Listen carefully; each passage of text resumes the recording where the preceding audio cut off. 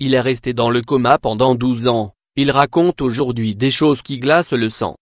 Voici l'histoire fascinante de Martin Pistorius, communément surnommé garçon fantôme par la presse publique. Il est resté plongé dans le coma pendant très longtemps. Il est resté dans le coma pendant 12 ans. Qu'est-ce que le Locadine syndrome? Le Locadine syndrome est une des pathologies les plus effrayantes que la communauté scientifique ait découvert.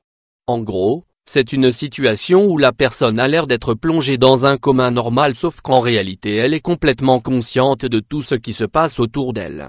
Elle ne peut ni parler ni bouger suite à une paralysie entière. Seules les paupières et parfois les yeux sont mobiles. Imaginez l'enfer de se sentir emprisonné dans son propre corps. Cette situation cauchemardesque peut durer des années voire des décennies. Ce n'est que depuis quelque temps que les patients qui en souffrent peuvent communiquer avec le monde extérieur, chose qui leur était impossible auparavant. C'est ce qui est arrivé au jeune Martin Pistorius. Il est resté dans le coma pendant 12 ans. Aucun avertissement ou signe annonciateur n'a prédit cette situation. L'histoire de Martin Pistorius à 12 ans, le petit Martin était un garçon comme tous les autres et jouissait d'une bonne santé. Un jour, il commença à manifester des symptômes similaires à ceux annonçant un rhume. Sa santé s'est rapidement détériorée et les médecins, à l'époque, croyaient qu'il avait contracté une sorte de trouble neurodégénératif étrange, qui lui rongeait petit à petit le cerveau et le laisserait en état de mort cérébrale.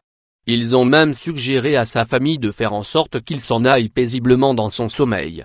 Endormi mais réveillé, le jeune Martin a plongé dans le coma et y est resté pendant 4 ans. Puis, un jour il s'est réveillé. Enfin, son esprit s'est réveillé mais son corps est resté paralysé. Il est resté dans cet état pendant une dizaine d'années. Sa mère en est arrivée au point de souhaiter sa mort et lui en faire part au cours d'une visite. Bien sûr, il en a entendu chaque son à cause de la spécificité de sa maladie. Il est resté dans le coma pendant 12 ans. Les mots de sa mère étaient durs à encaisser mais elle ne les avait prononcés que parce qu'elle l'aimait et qu'elle n'en pouvait plus de le voir souffrir. Plus tard, elle sera même un élément clé dans le processus de rétablissement de son fils. On dit oui à la technologie. Ensuite, l'inespéré arriva, on parle carrément de miracle de la technologie. Le médecin, Virna van der Walt, était de plus en plus inquiète de l'inconscience de Martin et a poussé sa famille à lui faire repasser une batterie de tests sous le contrôle de médecins et de spécialistes modernes. Souvenez-vous qu'on avait dit plus haut que depuis peu de temps, il est devenu possible de communiquer avec des patients plongés dans le coma. Comment ça marche? Il existe quelques manières de communiquer avec une personne paralysée ou dans un état de mort cérébrale. C'est un processus très technique mais qui se réduit en réalité au fait que même si le corps ne peut pas bouger, l'esprit est toujours actif.